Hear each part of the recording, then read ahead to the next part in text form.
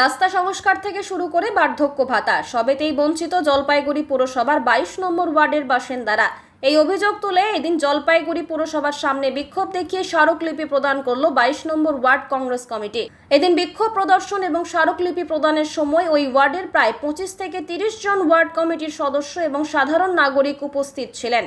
22 নম্বর word Congress কমিটির সভাপতি রমেশ সরকার জানান, দীর্ঘদিন ধরে আমরা নানা সমস্যার মধ্যে রয়েছে, তাই আজ বাধ্য হয়ে আমরা আমাদের অভিযোগ পুরসভার কাছে স্মারকলিপির মাধ্যমে তুলে ধরলাম। এদিন পুরমাতা উপস্থিত না থাকায় স্মারকলিপি গ্রহণ করেন পুরসভার এক্সিকিউটিভ অফিসার দেবদুলাল পাত্র। তিনি জানান, আমি বিক্ষোভকারীদের সাথে কথা বলে ওনাদের অভিযোগ শুনেছি, আমি নিজে গিয়ে সব খতিয়ে দেখার আশ্বাস দিয়েছি। এদিন স্মারকলিপি নিয়ে 22 নম্বর ওয়ার্ডের প্রাক্তন কংগ্রেস কাউন্সিলর পিনাকি সেনগুপ্ত জানান, আমাদের ওয়ার্ড সব দিক থেকে পিছিয়ে এবং বঞ্চিত। বার্ধক্য ভাতা না পাওয়া, ঘরের টাকা থেকে বঞ্চিত অনেকেই। এই পুরসভা তার দায়িত্ব পালন করছে না।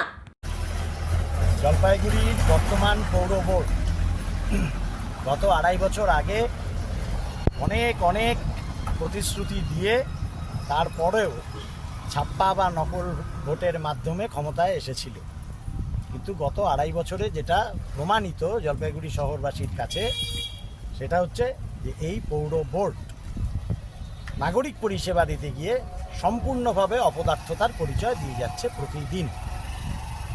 22 নম্বর ওয়ার্ডের থেকে আজকে জাতীয় কংগ্রেস কমিটি 22 নম্বর ওয়ার্ডের সমস্যাগুলিকে নিয়ে যেমন পৌর প্রশাসনের কাছে তুলে ধরবার চেষ্টা করলো, ঠিক একইভাবে 24 নম্বর ওয়ার্ডের নির্বাচিত কাউন্সিলর অম্লান মুন্সি কদমতলায় 4-5 দিন ধরে তার এলাকার ডেভেলপমেন্টের জন্য বসে আছে।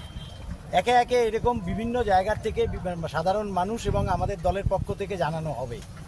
আমরা যেটা আজকে মূলত তুলে ধরবার চেষ্টা করছি যে 22 নম্বর ওয়ার্ডের যে মূল রাস্তাগুলি, বড় রাস্তা হোক ছোট রাস্তা হোক, সবকটা রাস্তা কেমন আছে এবার আপনারা একটা সার্ভে করুন। সাংবাদিকরা যারা আছেন, চলাচলে সম্পূর্ণভাবে অযোগ্য। এই যে মানুষগুলি সঙ্গে এসছেন, এই মানুষগুলির মধ্যে বৈজনতা কোথায় গেল? এই যে বৈজনতা এদিকে আসো।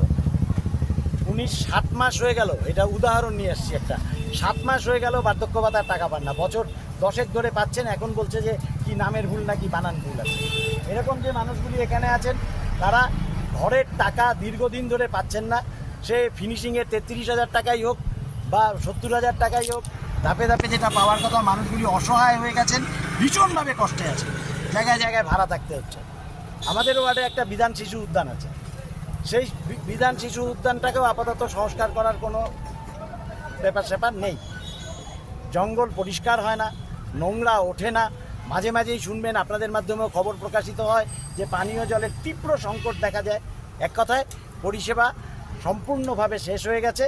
তার বিরুদ্ধে প্রশাসনকে দৃষ্টি আকর্ষণ করবার জন্য আমরা আজকে এখানে এসে ডেপুটেশন দিচ্ছি। সমস্যা নামি লাগে আগামী দিনে কি করা? আমাদের বক্তব্যটা হচ্ছে যে অমৃত প্রকল্প বলে যে চেয়ারম্যান নেই অফিসে, অমৃত 1 সপ্তাহ না 10 দিন আগে চিঠি দিয়েছি, তবুও আজকে চেয়ারম্যান উপস্থিত নেই আমাদের ডেপুটেশন নিতে। মানুষের সাথে কথা বলতে বা বিরোধী দলের সাথে কথা বলতে ওনারা বোধহয় ভয় পান, তাই নেই এখানে। এক্সিকিউটিভ অফিসার একটা বোঝানোর চেষ্টা করছেন যে অমৃত প্রকল্পে রাস্তা করবে, গ্যাসের জন্য রাস্তা করবে।